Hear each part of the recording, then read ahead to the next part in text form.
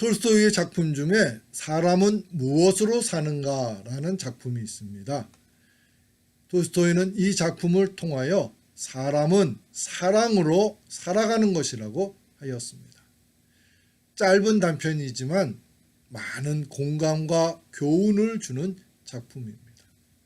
하지만 저는 사람은 사랑만으로는 살아갈 수 없다고 생각합니다. 그 이유는 사랑만을 가지고 살아가기에는 이 세상이 너무나도 악하고 험하기 때문입니다. 그래서 사랑만을 가지고 살아가게 되면 쉽게 사탄의 거짓된 현혹에 넘어져서 큰 어려움을 겪을 수 있고 나중에는 낙심과 함께 불행한 삶을 살아가게 됩니다.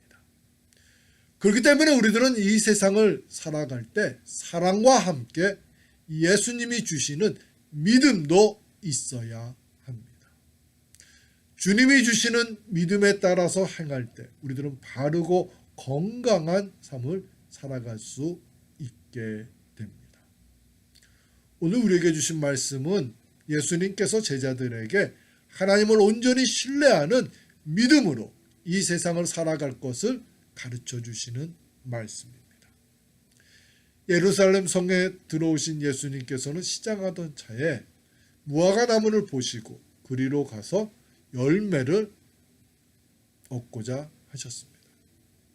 그러나 무화과 나무에는 잎사귀만 무성하고 열매는 하나도 없었습니다. 그래서 예수님께서는 그 나무를 꾸짖으셨습니다. 다음날 아침 예수님에게서 꾸지람을 들었던 무화과 나무가 뿌리채 마른 것을 보고 베드로가 그 사실을 예수님께 알렸습니다. 그들이 아침에 지나갈 때 무화과 나무가 뿌리채 마른 것을 보고 베드로가 생각나서 여쭈어오되 라삐어 보소서 저주하신 무화과 나무가 말랐나이다. 근데 베드로에게요 이 사실을 들은 예수님께서는 제자들에게 이렇게 말씀을 하십니다. 예수께서 그들에게 대답하여 이르되 하나님을 믿으라. 내가 진실로 너희에게 이르노니 누구든지 이 산더러 들리어 바다에 던져지라 하며 그 말하는 것이 이루어질 줄 믿고 마음에 의심하지 아니하면 그대로 되리라. 성도 여러분, 제자들은 무화과 나무가 뿌리채 마른 사실만을 알려드린 것이었는데 예수님께서는 왜 하나님을 믿으라고 하시면서 이 세상을 믿음으로 살아가라고 하신 것일까요? 그 이유는 참 믿음이 얼마나 놀라운 기적을 일으키는지를 가르쳐 주시기 위해서입니다. 예수님께서는 제자들에게 믿음으로 온전히 하나님을 신뢰하며 살아가게 되면은 예수님처럼 행하실 수 있음을 가르쳐 주신 것입니다. 믿음으로 예수님이 행하신 이적을 체험하는 사역을 하기를 바라셨습니다. 베드로를 비롯한 제자들은 무화과 나무가 뿌리채 마른 것을 보면서 신기해했습니다. 그러면서 과연 예수님의 권능은 크고 놀랍다고 하면서 부러워하였습니다. 이것을 아셨던 예수님께서는 이러한 이적은 예수님만이 하실 수 있는 것이 아니라 하나님을 온전히 믿는 사람들은 모두가 할 수 있음을 가르쳐 주신 것입니다. 그리고 이것은 2000년 전에 제자들에게만 향하시는 말씀이 아니라 지금 우리들에게도 향하고 계시는 말씀입니다. 지금 우리들의 삶 속에서 초대교회 때처럼 놀라운 이적들이 생겨나지 않는 것은요, 하나님의 권능, 곧 성령님의 권능이 없어졌기 때문이 아닙니다. 우리들의 마음속에 하나님을 온전히 믿지 못하는 불신앙이 있기 때문입니다. 본문의 제자들은 예수님과 함께 하면서 많은 이적을 보았습니다. 또 본인들도 경험을 했습니다. 오병이의 이적도 보았고요. 죽은 나사로가 살아나는 것도 보았습니다. 그리고 자신들도 전도 여행을 하면서 귀신을 내쫓아 보기도 하였습니다. 하지만 베드로를 비롯한 제자들의 마음속에는 이 모든 것들이 하나님을 온전히 믿고 구했기 때문에 이루어진 것이 아니라 예수님만의 특별한 권능으로 그렇게 된 것이라고 생각을 했던 것입니다. 그래서 이제 십자가를 지려고 오신 예수님께서 무화과나무를 마르게 하신 것을 보면서 어린아이들이 마술을 보면서 신기해하는 것처럼 신기해하기만 했던 것입니다. 성도 여러분, 제자들의 모습 속에서 우리들의 모습을 발견하게 됩니다.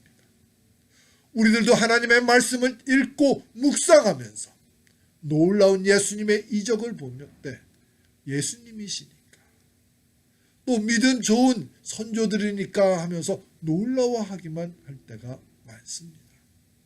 하지만 이것은 바른 믿음 생활의 모습이 아닙니다. 하나님께서는 우리들이 읽고 감탄만 할 것이 아니라 우리들도 하나님을 온전히 신뢰하면서 그 믿음으로 이 세상을 살아가기를 원하십니다. 우리들은 그런 하나님의 마음을 깨닫고 하나님을 온전히 믿기를 결단하고 노력하며 살아가야 합니다. 그런데 그것이 쉽지가 않습니다. 왜냐하면 본문에서 예수님께서 지적하신 것처럼 사탄이 우리들의 마음속에 의심이라는 큰 걸림돌을 만들어 놓으면서 온전히 하나님을 믿지 못하도록 방해를 하기 때문입니다. 우리는 먼저 우리 안에 생겨나는 말씀에 대한 의심을 물리쳐야 합니다. 그러기 위해서 우리들은 성령 충만한 가운데 살아가야 합니다. 그렇게 할 때 하나님의 말씀에 대한 의심이 없어지게 됩니다. 예수님께서 제자들에게 교회를 맡기실 때 가장 먼저 성령 세례를 받게 하신 것은 제자들로 하여금 성령 충만한 삶을 살아가기를 원하셨기 때문입니다. 그럼 성령 충만한 삶은 어떻게 해야 가능할까요? 먼저 회개하고 하나님께 정결한 영과 정직한 영을 달라고 구하십시오. 구하라 그리하면 너희에게 주시리라 하신 하나님께서 주실 것입니다. 다음은 경건한 마음과 삶으로 하나님께 엎드리십시오. 내 모든 삶이 하나님께 향하도록 노력해야 합니다. 그것이 성령 충만한 삶의 시작입니다. 우리 안에 성령님이 충만하게 임재하실 때 성령님이 하나님의 말씀을 바르게 가르쳐 주시고 또 의심이 없도록 믿음을 갖게 해 도와주십니다.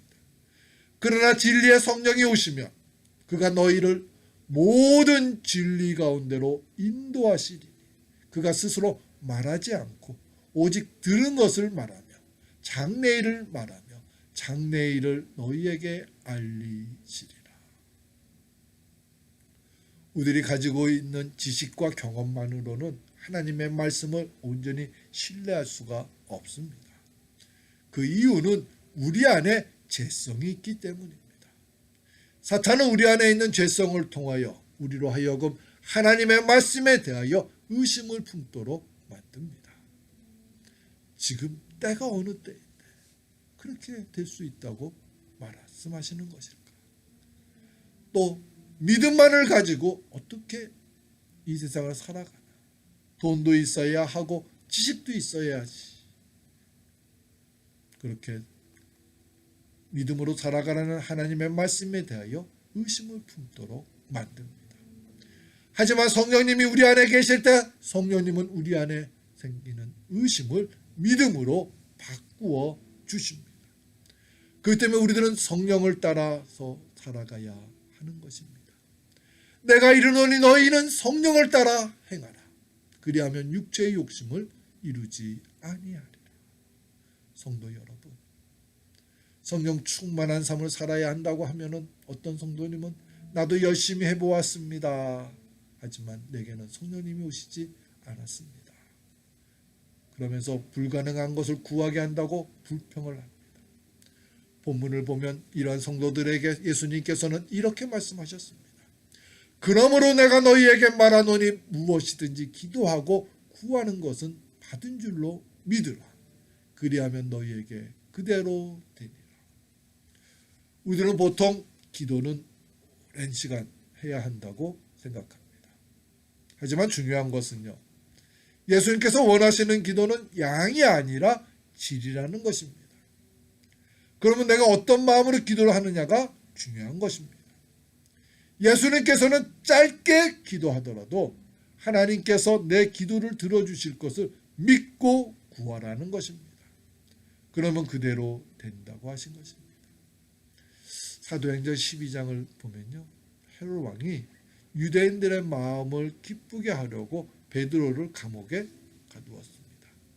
그리고 유월절 이후에 그를 죽이려고 하였습니다. 이에 베드로를 위하여 온 교회와 성도들이 하나님께 간절히 기도하였습니다. 이에 주의 사자가 감옥에 있었던 베드로에게 나타나 베드로를 감옥에서 나오게 해주었습니다. 그러자 베드로는 자신이 하나님의 은혜로 감옥에서 나오게 된 것을 뒤늦게 알고 그것을 알리려고 자신을 위하여 기도하고 있었던 마가의 어머니 마리아의 집으로 갔습니다. 그리고 문을 두드렸습니다. 이에 베드로임을 알았던 로레라 하는 여자아이가 베드로가 감옥에서 나와서 문 밖에 서 있다고 기도하고 있던 사람들에게 알렸습니다. 그러자 기도하고 있었던 사람들은 내가 미쳤구나 하였습니다. 그래도 계속 베드로의 음성이라고 여자아이가 말하니까 그때에는 그러면 그의 천사가 온 것이라고 하면서 베드로가 감옥에서 나왔다는 말을 믿지 않았습니다. 그들이 말하되 내가 미쳤다 하니 여자아이는 힘써 말하되 참말이라 하니 그들이 말하되 그러면 그의 천사라 하더라. 베드로를 위하여 한 마음으로 모여서 열심히 기도하고 있었던 사람들이었습니다. 얼마나 귀하고 아름다운 모습입니까? 하지만 그들은 자신들의 기도대로 베드로가 감옥에서 나올 것을 믿지 않으면서 기도했던 것입니다. 그 베드로가 문 밖에 서서 문을 두드린다는 소리를 믿지 않았던 것입니다. 성도 여러분, 우리들도 베드로를 위하여 기도하고 있었던 사람들처럼 기도하고 있지 않은지 살펴보아야 합니다. 그리고 그렇게 기도 생활을 하고 있었다면 회개하면서 믿음으로 간구하시는 하나님의 사람들이 되어야 할 것입니다. 다음 주일은 성령 강림 주일입니다. 하나님께서 우리를 사랑하여 주셔서 성령님을 보내주신 주일입니다. 우리는 성령 강림 주일을 맞으면서 더욱 성령 충만한 삶을 살기를 간절히 소망하며 간구해야 합니다. 성령 충만한 삶을 살아가면서 더욱 믿음으로 살아가는 저와 여러분 우리 모두가 되시기를 주님의 이름으로 축원합니다. 우리 함께 기도드리겠습니다. 사랑의 주님, 저희들에게 믿음을 더하여 주시옵소서. 믿음으로 이 세상을 승리할 수 있게 해 주시옵소서. 예수님의 이름으로 기도드립니다. 아멘.